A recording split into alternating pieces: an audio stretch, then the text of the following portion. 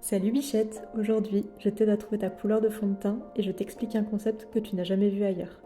On va commencer avec la mélanine, donc c'est un pigment qui est naturellement fabriqué par les cellules de notre peau, qu'on l'on appelle les mélanocytes, et elle a deux rôles essentiels. Elle va colorer notre peau, les cheveux, les yeux, et elle va également nous protéger du soleil en absorbant les rayons UV.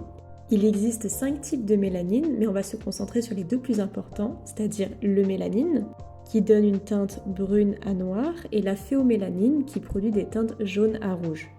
Et la proportion de ces pigments, elle dépend de ta génétique, donc ce qui fait que chacune d'entre nous va avoir une couleur de peau unique.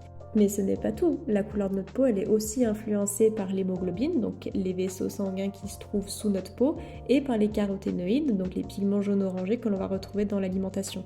Donc la combinaison de ces différents facteurs va déterminer la valeur et la température de ton teint. Pour illustrer ta couleur de peau, en fonction de ta production de mélanine, j'ai élaboré un plan chromatique. On va commencer par l'axe horizontal, qui correspond à la production de mélanine. Elle va déterminer ta valeur. Donc si ta peau produit peu de mélanine, tu vas avoir la peau claire, blanche, et si elle produit beaucoup de mélanine, tu vas avoir la peau foncée, noire. Et entre les deux, on va avoir toutes les teintes de marron. Ensuite, on va regarder l'axe vertical qui correspond à la production de phéomélanine. Elle influe sur le sous-ton de ta peau. Donc par exemple, si tu produis peu de phéomélanine, tu vas avoir des sous-tons jaunes qui vont être chauds. A l'inverse, si tu as beaucoup de phéomélanine, dans ce cas, tu vas avoir un sous-ton rouge qui va être froid. Et entre les deux, on a les sous-tons neutres qui sont les marrons.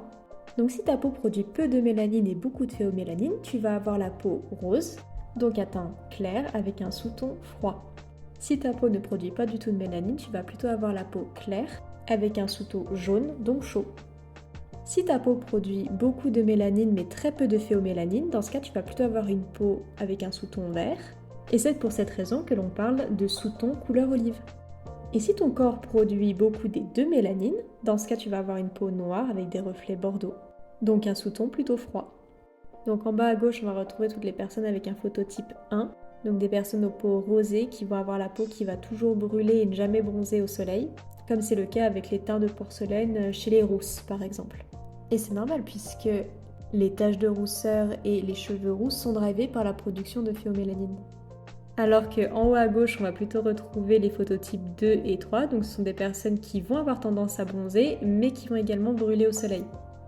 Ensuite, en haut à droite, pour les teints olives, qui correspondent en principe aux phototypes 4 et 5, on va retrouver des peaux qui brûleront rarement au soleil et on va également retrouver un bronzage beaucoup plus abondant. Et enfin, en bas à droite, on va retrouver les phototypes 6 qui ne brûleront pas au soleil. Et enfin, au centre du plan, on retrouve toutes les peaux dites neutres, donc les peaux moyennes qui sont ni trop claires ni trop foncées, et surtout avec un sous-ton équilibré.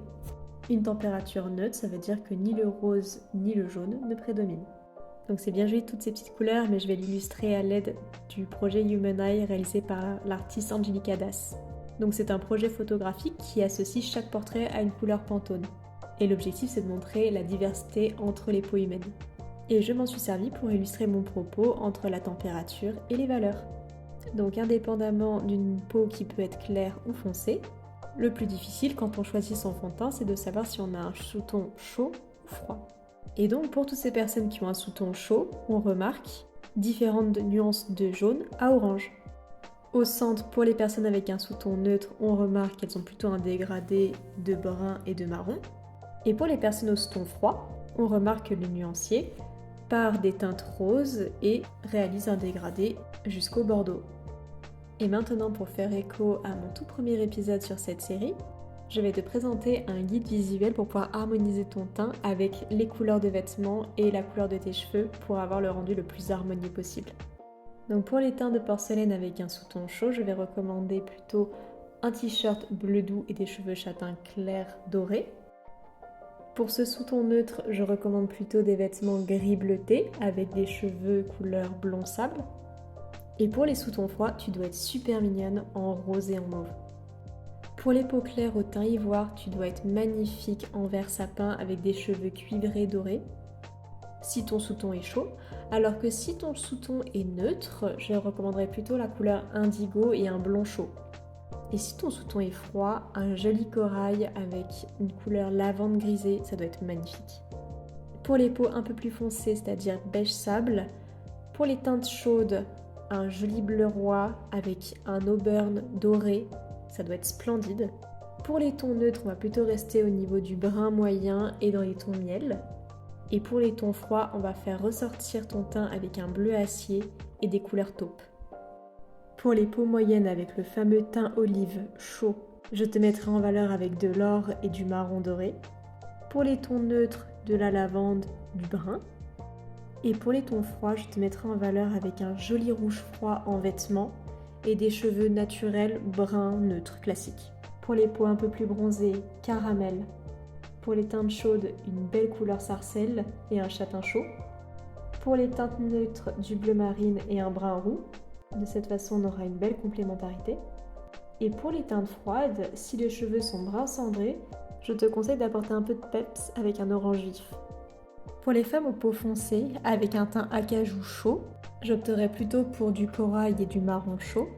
Pour les teintes neutres, je verrai beaucoup un bleu nuit et une teinte chocolat. Et pour les sous-tons froids, je m'orienterai plutôt sur du turquoise avec des beaux cheveux brun froid.